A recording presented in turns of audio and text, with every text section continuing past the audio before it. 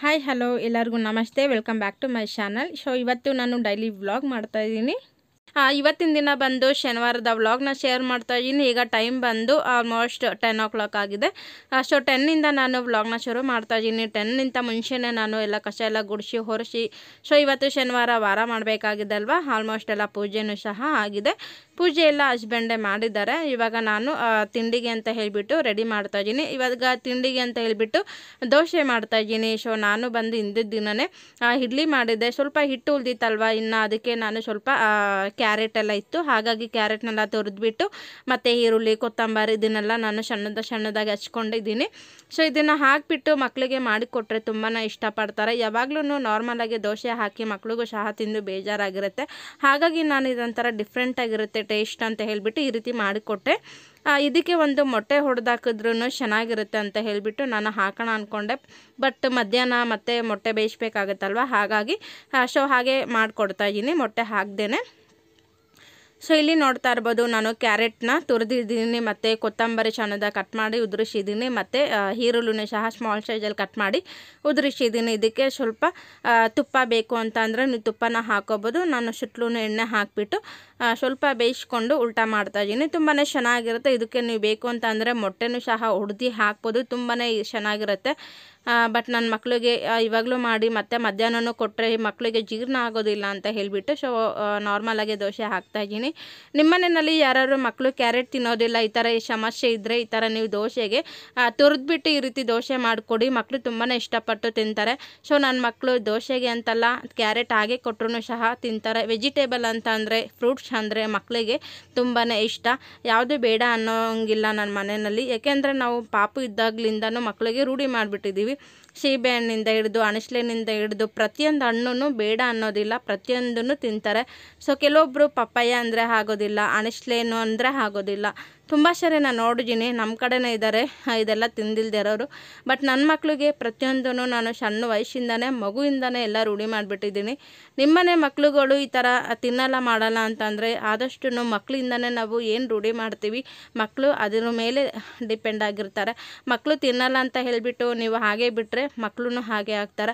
ಅಯ್ಯೋ ತಿನ್ನಲ್ಲ ಅಂತ ಸುಮ್ಮನೆ ಆಗೋಗಬೇಡಿ, ತಿನ್ನೋದಕ್ಕೆ ನೀವು ಟ್ರೈ ಮಾಡಬೇಕು. ಏನಾದರೂ ಒಂದು ಹೇಳ್ಕೊಂಡು ತಿನ್ನಿಸ್ಬೇಕು ಮಕ್ಕಳಿಗೆ. ಸೊ ಇವಾಗ ನಾನು ಬೆಳಗಿನ ತಿಂಡಿಗೆ ಅಂತ ಹೇಳ್ಬಿಟ್ಟು ಒಂದು ವೆಜಿಟೇಬಲ್ ಹಾಕ್ಬಿಟ್ಟು ಸೆಟ್ ದೋಸೆನ ಮಾಡಿ ಕೊಡ್ತಾಯಿದ್ದೀನಿ ಮಕ್ಕಳಿಗೆ.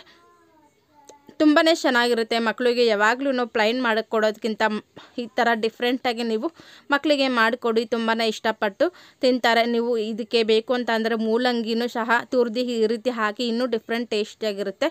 ಸೊ ಈಗ ನಾನು ಎಲ್ಲರಿಗೂ ದೋಸೆ ಹಾಕಿದ್ದಾಯಿತು. ಇವಾಗ ಎಲ್ಲರಿಗೂ ಕೊಡ್ತೀನಿ ಬಿಸಿ ಬಿಸಿ ತಿನ್ನೋದಕ್ಕೆ. ಸೊ ನಮ್ಮನೆಯವ್ರದ್ದು ಸಹ ಪೂಜೆ ಆಯಿತು.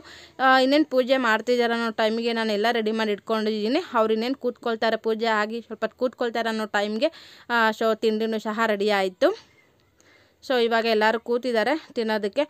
ಸೊ ನನ್ನ ಮಗಳು ಏನೋ ಚೇಷ್ಟೆ ಮಾಡಿದ್ಲು ಅಂತ ಹೇಳ್ಬಿಟ್ಟು ಏನೋ ಅದು ಕೊಡಬೇಡ ಇದು ಕೊಡಬೇಡ ಅಂತ ಹೇಳ್ತಾ ಇದ್ದಾರೆ ನನ್ನ ಮನೆಯವರು. ಸೊ ನನ್ನ ಮಗಳಿಗೂ ಅಷ್ಟೇ, ಇವಾಗ ನೀನು ತಿಂದಿಲ್ಲ ಅಂದರೆ ಪಾರ್ಕಿಗೆ ಕರ್ಕೊಂಡೋಗಲ್ಲ, ನೀನು ತಿಂದಿಲ್ಲ ಅಂದರೆ ಸೈಕಲ್ ಓಡ್ಸೋಕೆ ಕರ್ಕೊಂಡೋಗಲ್ಲ, ಈ ಥರ ಹೇಳಿದರೆ ಸೊ ಅವಳು ಏನು ಮಾಡ್ತಾಳೆ, ಸ್ವಲ್ಪ ತಿಂತಾಳೆ. ನನ್ನ ಮಗ ಅಂತೂ ನೋಡಿ ಎಲ್ಲರೂ ಟಿಫನ್ ಮಾಡೋದಕ್ಕೆ ಎದ್ದು ಕೂತ್ರೆ ನನ್ನ ಮಗ ಅವಾಗ ತಾನೇ ಫೇಸ್ ವಾಶ್ ಮಾಡಿಕೊಂಡು ಮುಖ ಒರೆಸ್ಕೊಂಡು ಬರ್ತಾಯಿದ್ದಾನೆ. ತುಂಬ ತುಂಟ ಅಂದರೆ ತುಂಟ ಆಗಿಬಿಟ್ಟಿದ್ದಾನೆ ನನ್ನ ಮಗ ಅಂತೂ, ಹೇಳಿದ್ದು. ಎಲ್ಲರಿಗೂ ನಮಸ್ತೆ, welcome back to my channel. So ಮತ್ತೆ ನಾನು ವ್ಲಾಗ್ನ ಕಂಟಿನ್ಯೂ ಮಾಡ್ತಾ ಇದ್ದೀನಿ. ಸೊ ಇವತ್ತು ಬಂದು ಶನಿವಾರದ ವ್ಲಾಗ್ನ ನಿಮ್ಮ ಜೊತೆ ಶೇರ್ ಮಾಡ್ತಾ ಇದ್ದೀನಿ. ತುಂಬ ದಿನ ಆಗಿತ್ತು ನಾನು ವ್ಲಾಗ್ ಮಾಡಿ. ಸೊ ವ್ಲಾಗ್ ಮಾಡೋಕ್ಕೆ ಆಗ್ತಾ ಇರಲಿಲ್ಲ, ಸ್ವಲ್ಪ ನನ್ನ ಆಫೀಸ್ ವರ್ಕ್ ತುಂಬಾ ಇತ್ತು, ಹಾಗಾಗಿ ನಾನು ವ್ಲಾಗ್ಸ್ ಮಾಡೋಕ್ಕೆ ಆಗ್ತಿರ್ಲಿಲ್ಲ. ಸೊ ಕೆಲವೊಂದು ರೆಸಿಪಿನ ಶೇರ್ ಮಾಡ್ಕೊಳ್ತಾ ಇದ್ದೆ. ಮತ್ತು ಸೊ ಇವತ್ತು ಬಂದು ಶನಿವಾರದ ವ್ಲಾಗ್ನ ನಿಮ್ಮ ಜೊತೆ ಶೇರ್ ಮಾಡ್ತಾ ಇದ್ದೀನಿ. ಆಲ್ಮೋಸ್ಟ್ ಇವಾಗ ಹಸ್ಬೆಂಡ್ ಎಲ್ಲ ಪೂಜೆ ಮಾಡಿ ಹೋದರು, ನಾನೇ ಬೆಳಗ್ಗೆ ಮಾಡಬೇಕಂತ ಅಂದ್ಕೊಂಡೆ. ಸೊ ಹೇರಿಗೆ ಸೊ ಮೆಹಂದಿ ಹಾಕೋಬೇಕಾಗಿತ್ತು. ಇವತ್ತೊಂದು ಫಂಕ್ಷನ್ ಇದೆ, ಮದುವೆ ಫಂಕ್ಷನ್ ಇದೆ, ಮತ್ತು ನಾಳೆ ಬರ್ಡೇ ಪಾರ್ಟಿ ಫಂಕ್ಷನ್ ಇದೆ. ಸೊ ಹಾಗಾಗಿ ಸ್ವಲ್ಪ ವೈಟ್ ರೇಸ್ ಎಲ್ಲ ಇದೆ ಅಲ್ವಾ, ಹಾಗಾಗಿ ಸ್ವಲ್ಪ ಮೆಹಂದಿನ ಮಿಕ್ಸ್ ಮಾಡಿದ್ದೀನಿ, ಅದನ್ನು ನಾನು ಸ್ವಲ್ಪ ಅಪ್ಲೈ ಮಾಡಬೇಕು. ಹಾಗೆ ವ್ಲಾಗ್ನ ಶುರು ಮಾಡೋಣ ಅಂತ ಹೇಳಿಬಿಟ್ಟು ಸೊ ಬೆಳಗ್ಗೆನೇ ವ್ಲಾಗ್ನ ಶುರು ಮಾಡಿಕೊಂಡೆ. ತುಂಬ ದಿನ ಆಗಿತ್ತು ವ್ಲಾಗ್ ಮಾಡಿ. ಓಕೆ, ಇವಾಗ ಮತ್ತೆ ವ್ಲಾಗ್ನ ಕಂಟಿನ್ಯೂ ಮಾಡ್ತಾ ಇದ್ದೀನಿ. ಇವಾಗ ನೋಡ್ತಾ ಇರ್ಬೋದು ಮೆಹಂದಿನ ನಾನು ಎಲ್ಲ ಮಿಕ್ಸ್ ಮಾಡಿ ಇಟ್ಟಿದ್ದೀನಿ. ಸೊ ಮೆಹಂದಿಗೆ ಅಂತಾನೆ ಇದೊಂದು ಪಾತ್ರೆ ಇಟ್ಬಿಟ್ಟಿರೋದು ನಾನು. ಮತ್ತೆ ಇದನ್ನ ಯಾವುದಕ್ಕೂ ಬಳಸೋದಿಲ್ಲ. ಮೆಹಂದಿ ಅಪ್ಲೈ ಮಾಡಿದಾಗೆಲ್ಲ ಇದನ್ನು ಹೊರಗಡೆ ಇಟ್ಬಿಡ್ತೀನಿ. ಸೊ ಮೆಹಂದಿ ಮಿಕ್ಸ್ ಮಾಡುವಾಗ ಮಾತ್ರ ಇದನ್ನ ಯೂಸ್ ಮಾಡ್ಕೊಳ್ತೀನಿ. ಸೊ ಇದಕ್ಕೆ ಯಾವುದೇ ತರ ನಾನು ಟೀ ಪುಡಿ ಸೊ ನಮ್ಮ ಮಗನಿಗೆ ತೋರ್ಸಂತದನ್ನ. ಓಕೆ ಆಯ್ತು. ಆಮೇಲೆ ಸೊ ಇದಕ್ಕೆ ನಾನು ಯಾವುದೇ ಥರದ ಟೀ ಡೆಕೋರೇಷನ್ ಆಗಿರ್ಬೋದು ಮತ್ತೆ ಬೀಟ್ರೂಟ್ ರಸ ಏನೂ ಹಾಕಿಲ್ಲ. ಸೊ ಏನಿದೆ ಪೌಡರ್ ಅದಕ್ಕೆ ಸ್ವಲ್ಪ ನೀರು ಹಾಕೊಂಡು ಮಿಕ್ಸ್ ಮಾಡಿ ರಾತ್ರಿ ನೆನೆಸಿದ್ದು. ನೋಡ್ತಾ ಇರ್ಬೋದು ಕಲರ್ ಯಾವ ರೀತಿ ಬಂದಿದೆ ಅಂತ. ಸೊ ನಾನು ಹೇರ್ಗೆ ಅಪ್ಲೈ ಮಾಡ್ತೀನಿ. ಹೇರ್ಗೆ ಅಪ್ಲೈ ಮಾಡಿದ್ಮೇಲೆ ಯಾವ ಕಲರ್ ಬರುತ್ತೆ ಅಂತಾನು ನಿಮ್ಮ ಜೊತೆ ಶೇರ್ ಮಾಡ್ತೀನಿ. ತುಂಬ ಚೆನ್ನಾಗಿದೆ, ನ್ಯಾಚುರಲ್ ಆಗಿ ಇದೆ. ಇದಕ್ಕೆ ಯಾವುದೇ ಥರದ ಕೆಮಿಕಲ್ ಮಿಕ್ಸ್ ಮಾಡಿಲ್ಲ. ತುಂಬ ಚೆನ್ನಾಗಿ ವರ್ಕೌಟ್ ಆಗುತ್ತೆ. ನಾನು ಇದು ಬಿಟ್ಟರೆ ಬೇರೆ ಯಾವುದೂ ಹಾಕೋದೇ ಇಲ್ಲ. ಸೊ ನನ್ನ ಕೂದಲು ಸಹ ಯಾವುದೇ ಥರದ ಏನಂತಾರೆ ಕೂದಲು ಉದ್ರೋದು ಮತ್ತೆ ಡ್ಯಾಂಡ್ರಫ್ ಆಗಿರ್ಬೋದು ಇದೆಲ್ಲ ಏನು ಸಮಸ್ಯೆ ಇಲ್ಲ. ನಾನು ಚೆನ್ನಾಗಿ ಕೂದಲು ಸಹ ಚೆನ್ನಾಗಿ ಗ್ರೋತ್ ಆಗ್ತಾ ಇದೆ. ತುಂಬ ಚೆನ್ನಾಗಿದೆ. ಕೂದಲು ಸಹ ಜಾಸ್ತಿ ಉದ್ರೋದಾಗಿರ್ಬೋದು ತುಂಬ ಏನಂತಾರೆ ಅದೆಲ್ಲ ಏನೂ ಇಲ್ಲ. ನನಗೆ ಪ್ರಾಬ್ಲಮ್ ಚೆನ್ನಾಗಿದೆ. ಇದೇ ಮೆಹಂದಿ ಅಪ್ಲೈ ಮಾಡೋದು. ಮತ್ತೆ ಬ್ಲ್ಯಾಕ್ ಕಲರ್ ಎಲ್ಲ ಬರುತ್ತಲ್ಲ, ಸೊ ಗಾರ್ನಿಯರ್ ಅದು ಇದು ನಾನು ಯೂಸ್ ಮಾಡಲ್ಲ. ಸೊ ಅದೆಲ್ಲ ತುಂಬ ಸೈಡ್ ಎಫೆಕ್ಟ್ ಆಗುತ್ತೆ. ಸೊ ಕೂದಲು ಉದ್ರೋದಾಗಿರ್ಬೋದು ಮತ್ತೆ ಅಲರ್ಜಿ ಆಗೋದು. ಹಾಗಾಗಿ ನಾನು ಅದನ್ನೆಲ್ಲ ಅಪ್ಲೈ ಮಾಡ್ಕೊಳಲ್ಲ. ಸೊ ನನಗೆ ಏನಾದರೂ ಬಿಳಿ ಕೂದಲು ಆ ಥರ ಏನಾದ್ರು ಅನಿಸಿದ್ರೆ ನಾನು ಮೆಹಂದಿನ ಹಾಕ್ಕೊಳ್ಳೋದು. ಓಕೆ, ಇವಾಗ ನಾನು ಫಸ್ಟ್ ಮೆಹಂದಿನ ಅಪ್ಲೈ ಮಾಡ್ಕೊಳ್ತೀನಿ. ಸೊ ಇನ್ನೂ ಸಾಕಷ್ಟು ಕೆಲಸಗಳಿದ್ದಾವೆ, ಮಾಡ್ಕೋಬೇಕು. ಫಸ್ಟ್ ಮೆಹಂದಿನ ಅಪ್ಲೈ ಮಾಡ್ಕೊಂಡ್ಬಿಟ್ರೆ ಬೇರೆ ಎಲ್ಲ ಕೆಲಸ ಮುಗಿಸ್ಕೊಳ್ಳೋಣ. ಇನ್ನು ಬಟ್ಟೆ ಐರನ್ ಮಾಡ್ಕೊಳ್ಬೇಕು, ಇನ್ನು ಪಾತ್ರೆ ತೊಳಿಬೇಕು. ಇವಾಗೆಲ್ಲ ಟಿಫನ್ ಮಾಡಿದ್ದು ಅದೆಲ್ಲ. ಸೊ ಬೆಳಿಗ್ಗೆ ಎದ್ದ ತಕ್ಷಣ ಎಲ್ಲ ಕಸ ಗುಡಿಸಿ ಒರೆಸಿ ಇದು ಟಿಫನ್ ಮಾಡಿ ಇದೇ ಆಗೋಯ್ತು. ಇವಾಗ ನಾನು ಸ್ವಲ್ಪ ಎಷ್ಟು ನಾನು ಮೆಹಂದಿ ಅಪ್ಲೈ ಮಾಡ್ಕೊಳ್ತಾ ಇದ್ದೀನಿ ಹೇರ್ಗೆ. ತುಂಬ ವೈಟ್ ಹೇರ್ಸ್ ಬಂದ್ಬಿಟ್ಟಿತ್ತು. ಸೊ ಹಾಗಾಗಿ ನನಗೆ ಸ್ವಲ್ಪ ವೈಟ್ ಹೇರ್ಸ್ ಏನಾದರೂ ಕಾಣಿಸ್ತು ಅಂತ ಅಂದರೆ ನಾನು ಆವಾಗಲೇ ಮೆಹಂದಿ ಅಪ್ಲೈ ಮಾಡ್ಕೊಳ್ತೀನಿ. ಏನು ಬರೀ ಫಂಕ್ಷನ್ ಇದ್ರೆ ಮಾತ್ರ ನಾವು ಮೆಹಂದಿ ಹಾಕೋಬೇಕು ಆ ಥರ ನಾನು ಇದು ಮಾಡಲ್ಲ. ಸೊ ವೈಟ್ ಹೇರ್ಸ್ ಬಂದಾಗೆಲ್ಲ ನಾನು ಈ ರೀತಿ ಸ್ವಲ್ಪ ಪೌಡ್ರ್ ತೊಗೊಂಡು ನೀರು ಮಿಕ್ಸ್ ಮಾಡಿಕೊಂಡು ಇಟ್ಬಿಡ್ತೀನಿ. ಸೊ ಇವತ್ತು ಅಪ್ಲೈ ಮಾಡ್ತೀನಿ ಅಂತ ಅಂದರೆ ಇಂದಿದ್ದ ದಿನ ನೈಟೇನೆ ಮಿಕ್ಸ್ ಮಾಡಿ ಇಟ್ಬಿಡ್ತೀನಿ.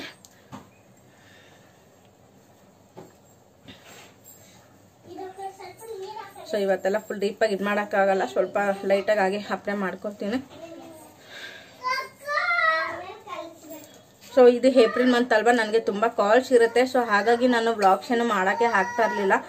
ನಾನು ವ್ಲಾಗ್ ಮಾಡ್ಬೇಕಂತ ಅನ್ಕೊಳ್ತಾನೆ ಇದ್ದೆ. ಬಟ್ ನನಗೆ ಕಾಲ್ಸ್ ಅಂದರೆ ತುಂಬ ಆ ಕಾಲ್ಸ್ ಮಧ್ಯದಲ್ಲಿ ನಾನು ಏನು ವ್ಲಾಗ್ ಶೇರ್ ಮಾಡೋಕ್ಕಾಗ್ತಿರಲಿಲ್ಲ. ಬರೀ ನಾನು ಸೊ ಸಿಸ್ಟಮಿಂದ ಕೂತ್ಕೊ ಮಕ್ಕಳು ನೋಡ್ಕೊ, ಮಕ್ಕಳಿಗೆ ತಿಂಡಿ ತಿನಿಸು ಇದೇ ಆಗೋಗ್ತಾ ಇತ್ತು. ಸೊ ಹಾಗಾಗಿ ನಾನು ವ್ಲಾಗ್ಸ್ ಮಾಡೋಕ್ಕಾಗ್ತಿರಲಿಲ್ಲ. ಕೆಲವೊಂದು ರೆಸಿಪಿ ಮಾತ್ರ ಶೇರ್ ಮಾಡ್ಕೊಳ್ತಾ ಇದೆ. ಮತ್ತು ಕೆಲವೊಂದು ವಿಡಿಯೋಗಳಲ್ಲಿ ನನ್ನ ವಿಡಿಯೋಗಳಲ್ಲಿ ಅಕ್ಕನೂ ಸಹ ರೆಸಿಪಿನ ಶೇರ್ ಮಾಡಿ ಆಗ್ತಾ ಇದ್ದಾರೆ.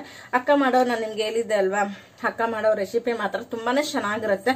ಹಾಗಾಗಿ ನಾನು ನನ್ನ ವ್ಲಾಗ್ಸಲ್ಲೇ ಅಕ್ಕ ಮಾಡೋವಂಥ ರೆಸಿಪಿನ ಸಹ ನಿಮ್ಮ ಜೊತೆ ಶೇರ್ ಮಾಡ್ತಾ ಇದ್ದೀನಿ. ಸೊ ನಿಮ್ಗೆ ಇಷ್ಟ ಆಗುತ್ತೆ ಅದನ್ನೆಲ್ಲ ನೀವು ಖಂಡಿತವಾಗ್ಲೂ ಟ್ರೈ ಮಾಡಿ. ಅಕ್ಕ ಹೇಗೆ ಮಾಡ್ತಾರೆ ಏನು ಅಂತ ಹೇಳ್ಬಿಟ್ಟು ಖಂಡಿತವಾಗ್ಲೂ ಕಾಮೆಂಟಲ್ಲಿ ತಿಳಿಸಿ. ಮತ್ತೆ ಇನ್ನೂ ಯಾರು ನನ್ನ ಚಾನಲ್ನ ಹೊಸದಾಗಿ ನೋಡ್ತಾ ಇದ್ದೀರಾ ಪ್ಲೀಸ್ ಸಬ್ಸ್ಕ್ರೈಬ್ ಮಾಡ್ಕೊಳ್ಳಿ. ಹಾಗೆ ಪಕ್ಕದಲ್ಲೇ ಕಾಣ್ತಿರುವಂಥ ಬೆಲ್ ಐಕಾನ್ ಕ್ಲಿಕ್ ಮಾಡೋದ್ರಿಂದ ಸೊ ನಾನು ಯಾವುದೇ ವಿಡಿಯೋ ಹಾಕಿದ್ರು ನೋಟಿಫಿಕೇಶನ್ ಬರ್ತಾ ಹಾಕೋದು ಎಲ್ಲ ವಿಷಯ ನೋಡ್ಬೋದು. ಓಕೆ, ಇವಾಗ ನಾನು ಬೇಗ ಅಪ್ಲೈ ಮಾಡ್ಕೊಂಡ್ಬಿಡ್ತೀನಿ ಮೆಹಂದಿ.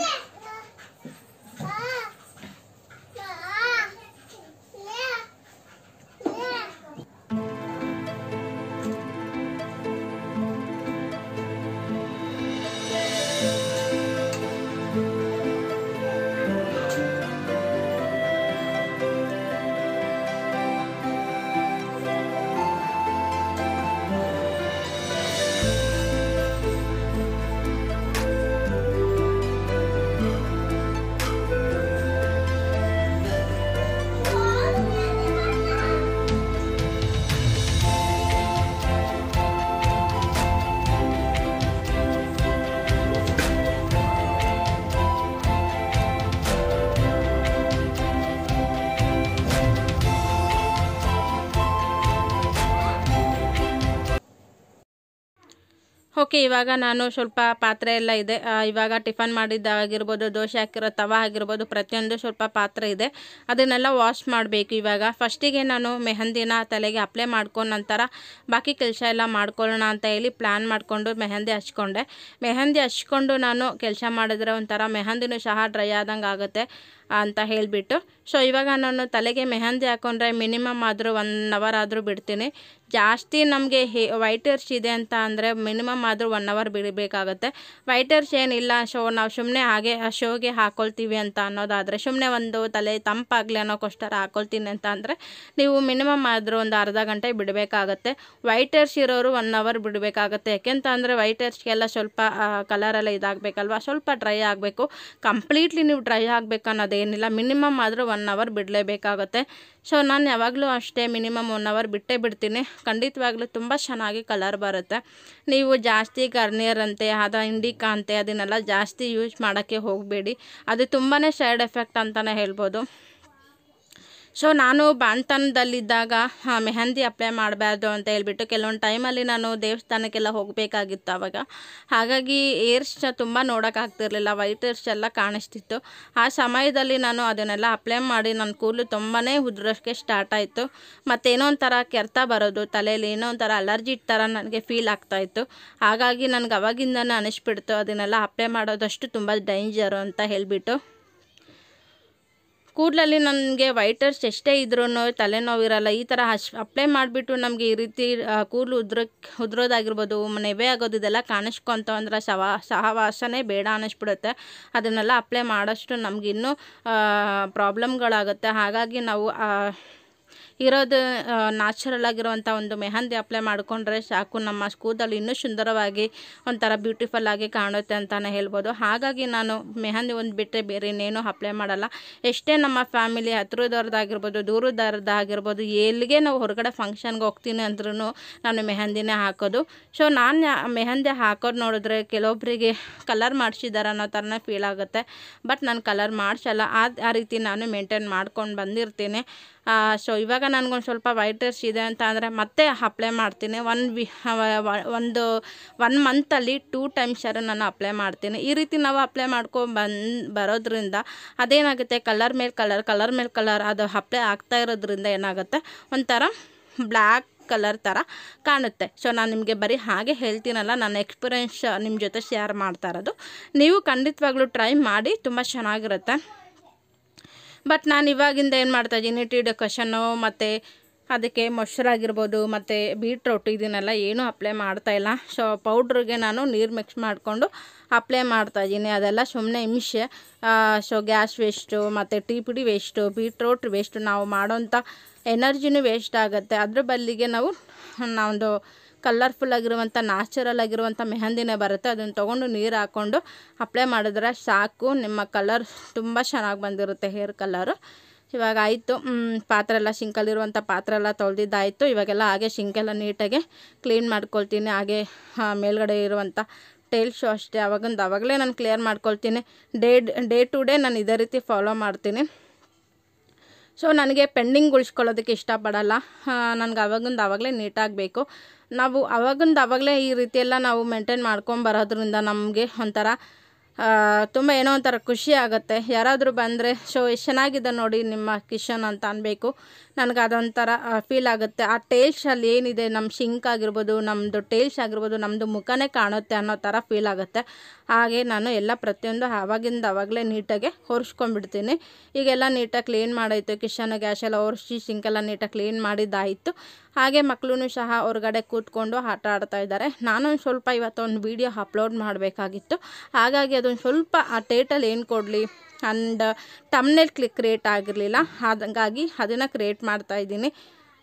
ಸೊ ಯಾವಾಗಲೂ ನಾನು ನೈಟೇ ಎಲ್ಲ ಕ್ರಿಯೇಟ್ ಮಾಡಿಕೊಂಡು ಟೈಟಲ್ ಏನು ಕೊಡಬೇಕು ಅದನ್ನೆಲ್ಲ ಪ್ಲ್ಯಾನ್ ಮಾಡಿಕೊಂಡು ಮಾಡ್ತಾಯಿದ್ದೆ.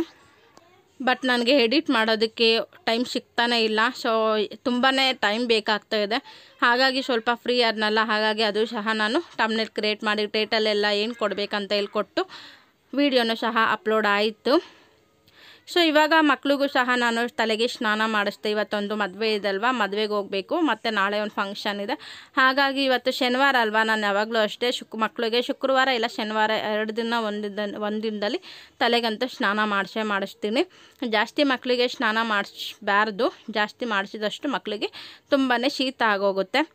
ಸೊ ಡೈಲಿ ಮೈಗೆ ತೊಳಿತೀನಿ, ಆದರೆ ತಲೆಗೆ ಮಾತ್ರ ವಾರದಲ್ಲೂ ಇಲ್ಲ 2 ವಾರಕ್ಕೊಂದ್ಸರಿ ನಾನು ತಲೆ ತೊಳಿತೀನಿ. ಇವತ್ತು ಶನಿವಾರ ಆಗಿರೋದ್ರಿಂದ ಎಲ್ಲರಿಗೂ ನೀಟಾಗಿ ತಲೆಗೆಲ್ಲ ಸ್ನಾನ ಮಾಡಿಸಿ ಎಲ್ಲ ರೆಡಿ ಮಾಡಿಬಿಟ್ಟಿದ್ದೀನಿ. ಇವಾಗ ಒಂದು ಸ್ವಲ್ಪ ಆಟ ಆಡಿದ ಮೇಲೆ ಅವ್ರಿಗೆ ಮಲ್ಗಕ್ಕೆ ಬಿಡ್ತೀನಿ. ಸೊ ಇವಾಗ ನಾನು ಸ್ವಲ್ಪ ಬಟ್ಟೆ ಎಲ್ಲ ಹಾರಾಕಿದೆ, ಅದನ್ನೆಲ್ಲ ತಂದು ಸ್ವಲ್ಪ ಫೋಲ್ಡಿಂಗ್ ಇದೆ ಅದನ್ನೆಲ್ಲ ಫೋಲ್ಡ್ ಮಾಡಿಕೊಂಡು ಮತ್ತೆ ಫಂಕ್ಷನ್ಗೆ ಹೋಗೋದಕ್ಕೆ ಸೊ ಕೆಲವೊಂದು ಬಟ್ಟೆಗಳೆಲ್ಲ ಐರನ್ ಮಾಡ್ಕೊಬೇಕು. ನಾನಂತೂ ಯಾವುದೇ ಫಂಕ್ಷನ್ಗೆ ಹೋದ್ರೂ ಬಟ್ಟೆ ಐರನ್ ಮಾಡ್ಕೊಳ್ದೆ ಹೋಗೋಕ್ಕೆ ಆಗೋಲ್ಲ.